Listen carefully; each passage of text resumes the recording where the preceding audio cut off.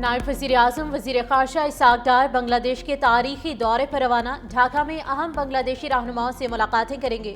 ترجمان دفتر خارجہ کے مطابق اسحاق ڈار کا دورہ پاک بنگلہ دیش تعلقات میں نہایت اہمیت کا عکاس ہے۔ پاکستانی وزیر خارجہ کی جانب سے یہ دورہ 13 سال بعد کیا جا رہا ہے۔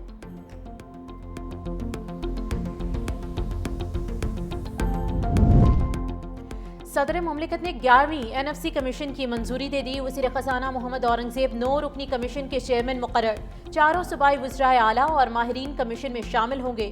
چاروں صوبوں سے ایک رکن بھی کمیشن کا حصہ ہوگا۔ پنجاب سے ناصر محمود کھوسا، سندھ سے اسد سعید کمیشن کے ممبر مقرر، بلوچستان سے فرمان اللہ، KP سے مشرف رسول ممبر ہوں گے۔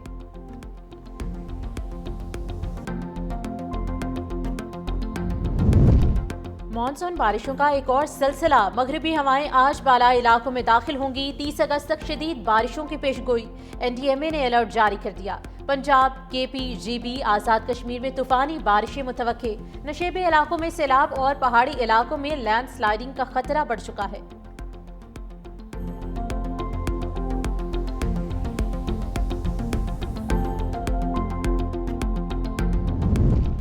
بلوچستان کے ضلع یوب اور گرد و نواح میں زلزلے کے جھٹکے، شدت ریکٹر اسکیل پر 4.5 ریکارڈ، گہرائی 150 کلومیٹر تھی۔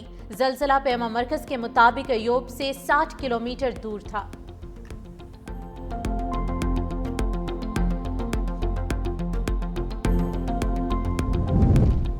اور لاہور کے علاقے چونگ میں مبینہ پولیس مقابلے کے دوران زیر حراست ملزم مارا گیا۔ ملزم عمران کو ریکوری کے لیے EMC سوسائٹی لایا گیا، جہاں ساتھیوں نے حملہ کر کے اسے چھڑانے کی کوشش کی۔ فائرنگ کے تبادلے میں ملزم اپنے ہی ساتھیوں کی گولیوں کا نشانہ بن گیا۔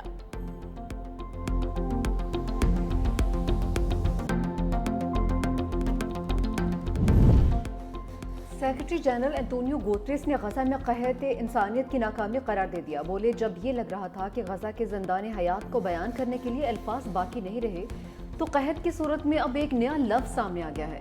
یہ انسانوں کا پیدا کردہ المیہ ہے۔ برطانوی وزیر خارجہ ڈیوڈ لیمی نے غزہ کے قحط کو اخلاقی سانحہ قرار دیتے ہوئے ذمہ داری اسرائیل پر ڈال دی۔ کہا کہ اسرائیلی حکومت کی جانب سے امداد کو ناکافی رکھنے کا فیصلہ انسانوں کے بنائے ہوئے المیہ کی اصل وجہ ہے۔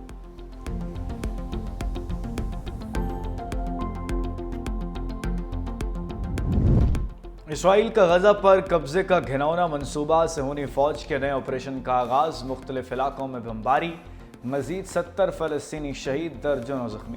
خان یونس میں اسرائیلی فوجی مرکز پر حماس کا حملہ، ٹینک تباہ، متعدد فوجی ہلاک کرنے کا دعویٰ۔ غزہ میں یتیم بچوں کی گریجویشن تقریب میں رقت امیز مناظر، فلسطینی بچے اسرائیلی حملوں میں والدین کی جدائی پر اداس، ماں باپ کو یاد کر کے رونے لگے۔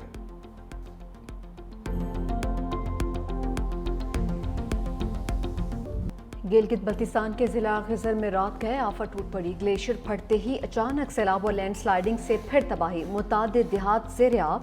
تالیداس راوشن گاؤں کی پوری آبادی محصور، 50 سے 60 گھر، 15 دکانیں، ایک سکول مکمل تباہ۔ ضلع انتظامیہ کے مطابق تالیداس نالے میں دونوں طرف سے لینڈ سلائیڈنگ ہوئی۔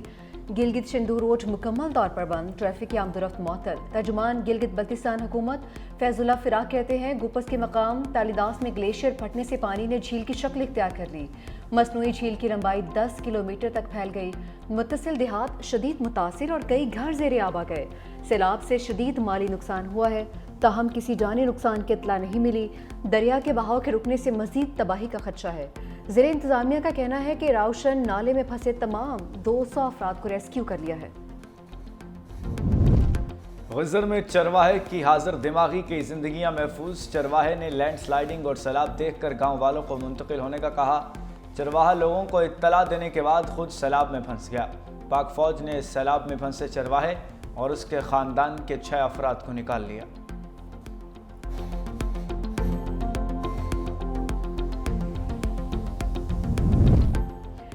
پاک فوج کا خزر کی متاثرہ علاقوں میں ریسکیو آپریشن، ہیلی کاپٹر کی مدد سے پہاڑی پر پھنسے 100 افراد محفوظ مقام پر منتقل۔ پاک فوج نے بچوں، خواتین، بزرگوں کو ریسکیو کر کے محفوظ مقامات تک پہنچا دیا۔ متاثرین اور عمائدین علاقہ نے پاک فوج کے بروقت ریسکیو آپریشن کو بھرپور سراہا۔ مشکل کی اس گھڑی میں پاک فوج عوام کے شانہ بشانہ کھڑی ہے۔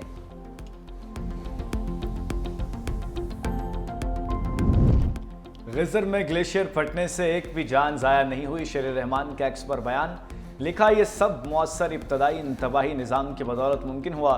یہ ثبوت ہے کہ پاکستان کو فوری طور پر ملک بھر میں وارننگ سسٹمز، مقامی رسپانس ٹیمز اور کمیونٹی کی تربیت کو وسعت دینی چاہیے۔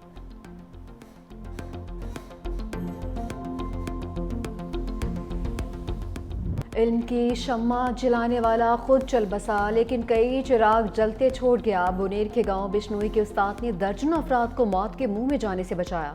ظہور احمد نے جان کی پرواہ کیے بغیر لوگوں کو سیلابی ریلے سے نکالا، کہا میں جا رہا ہوں، تم لوگ پانی میں نہیں آنا۔ ظہور احمد خود ایک پتھر سے ٹکرا کر جاں بحق ہو گیا۔ ظہور سمیت خاندان کے 12 سے زائد افراد سیلاب کے نظر ہو گئے۔ سپاسلار اس کام کے لیے خود لیڈ کر رہے ہیں اور افواج پاکستان نے، پاکستان آرمی نے جگہ جگہ پہنچ کر، مشکل ترین علاقوں میں پہنچ کر انہوں نے وہاں پر لوگوں کو ریسکیو کیا، وہاں پر ان کو نکالا پانی سے، ہیلی کاپٹر استعمال ہوئے۔ تو میں سمجھتا ہوں کہ یہ ایک مشترکہ ہم سب کی ذمہ داری ہے۔ سپہ سالار سیلاب متاثرہ علاقوں میں امدادی کاموں کو لیڈ کر رہے ہیں۔ وزیر اعظم شہباز شریف کا کابینہ اجلاس سے خطاب، کہا خیبر پختونخوا میں سیلاب سے بہت زیادہ اموات ہوئیں، وزارت موسمیاتی تبدیلی کی ذمہ داری بڑھ چکی، سستی کی گنجائش نہیں۔ 3 دن قبل کراچی میں شدید بارش ہوئی، سیلاب زدہ علاقوں کی تعمیر 9 تک چین سے نہیں بیٹھیں گے۔ جہاں بحق افراد کے لواحقین کو معاوضے کی ادائیگی کی جا رہی ہے۔ افواج پاکستان امدادی کارروائیوں میں بھرپور حصہ لے رہی ہے۔ قدرتی آفت کے ساتھ انسانی غفلت کی کوئی گنجائش نہیں، کسی صورت غیر قانونی تعمیرات کی اجازت نہیں دیں گے۔ وزیر اعظم کی زیر صدارت بارشوں اور سیلاب کے نقصانات پر جائزہ اجلاس۔ گلگت بلتستان میں گلیشیئرز پھٹنے سے بنی جھیل کی کڑی نگرانی کی ہدایت، متاثرہ علاقوں میں لوگوں کا انخلا یقینی بنانے کا حکم۔ ہمالیہ سے بلند، سمندر سے گہری دوستی، فیلڈ مارشل سید عاصم منیر سے چینی وزیر خارجہ وانگ یی کی ملاقات۔ بین الاقوامی فورمز پر تعاون بڑھانے پر اتفاق کیا گیا۔ خطے میں امن، استحکام اور خوشحالی کو آگے بڑھانے کے مشترکہ عزم کا اعادہ۔ ISPR کے مطابق چینی وزیر خارجہ نے پاکستان کی خود مختاری اور ترقی کے لیے چین کی غیر متزلزل حمایت کا یقین دلایا۔ فیلڈ مارشل نے چین کے مستقل تعاون پر شکریہ ادا کیا۔ چینی وزیر خارجہ وانگ یی 3 روزہ دورہ مکمل کر کے واپس چلے گئے۔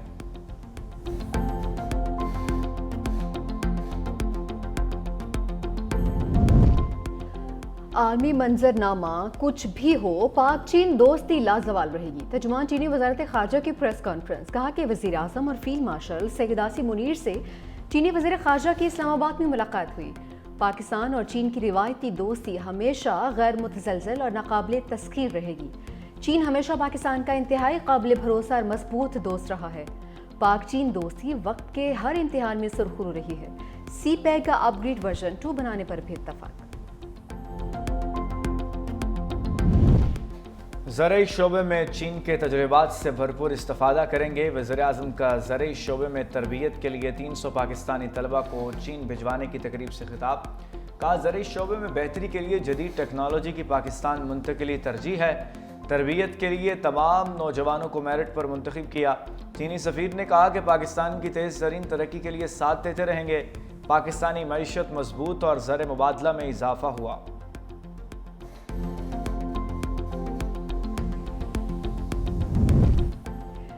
صدر مملکت نے 11ویں NFC کمیشن کی منظوری دے دی۔ وزیر خزانہ محمد اورنگزیب 9 رکنی کمیشن کے چیئرمین مقرر۔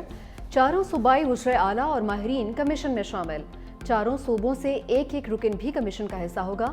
پنجاب سے ناصر محمود کھوسا، سندھ سے اسد سعید کمیشن کے ممبر مقرر، جبکہ بلوچستان سے فرمان اللہ، خیبر پختونخوا سے مشرف رسول ممبر ہوں گے۔ کمیشن محصولات کی تقسیم پر سفارشات دے گا۔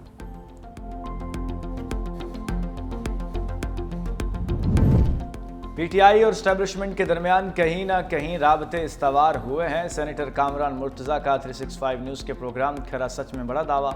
اینکر پرسن مبشر لقمان نے کامران مرتضیٰ سے دوبارہ یہ بات دہرائی کہ کیا نون لیگ اور PTI میں بات چیت ہونے جا رہی ہے، جس پر کامران مرتضیٰ نے واضح کیا کہ نون لیگ اور PTI میں نہیں بلکہ PTI اور اسٹیبلشمنٹ میں کہیں نہ کہیں تعلقات بہتر ہوئے ہیں۔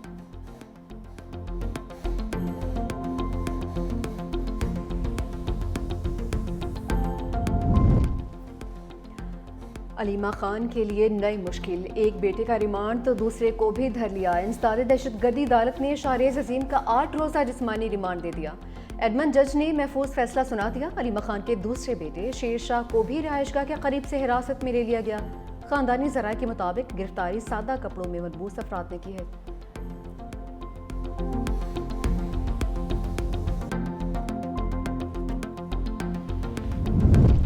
ہم گرفتاریوں سے ڈرنے والے نہیں، علیمہ خان کا 2 ٹوک رد عمل۔ لاہور میں پریس کانفرنس کے دوران کہا، جو لوگ شیر شاہ کو لے گئے وہ وہی لوگ تھے جو لوگ شاہریز کو لے گئے۔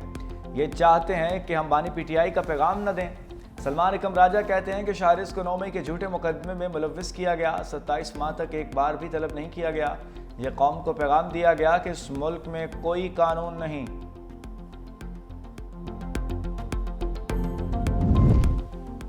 بیرسٹر گوہر کے علیمہ خان کے بیٹوں کی گرفتاری کی مذمت، کہا کہ سیاسی رہنماؤں کے اہل خانہ کو نشانہ بنانا غیر جمہوری رویہ ہے۔ ایسے اقدامات سیاسی اور سماجی ماحول کو مزید کشیدہ کرتے ہیں۔ حکومت اور اداروں سے سنجیدگی اور تحمل کا مظاہرہ کرنے کا مطالبہ بھی کیا۔ بولے کہ ملک کے حالات پہلے ہی نازک ہیں، مزید بگاڑ پیدا نہ کیا جائے۔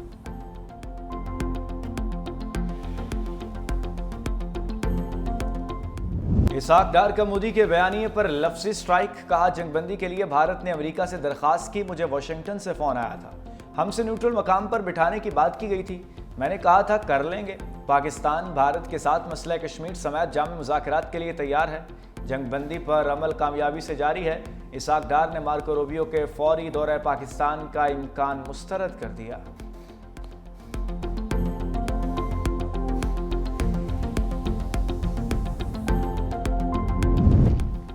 بھارت کا خطے کی طاقت کا گھمنڈ خاک میں ملا دیا، وزیر اطلاعات عطاءاللہ طارر کا تقریب سے خطاب، کہا مار کے حق میں کامیابی سے دنیا کے نقشے پر ایک نیا پاکستان ابھرا، قوم نے متحد ہو کر بھارت کے خلاف جنگ لڑی ہے، بھارت نے بغیر ثبوت پہلگام واقعے کے الزامات لگائے، فیلڈ مارشل نے مضبوط حکمت عملی بنائی، پاک فضائیہ نے بھارتی طیارے مار گرائے، بھارت نے جھوٹ اور پروپیگنڈا پھیلایا جس پر دنیا بھر میں اس کا مذاق اڑایا گیا۔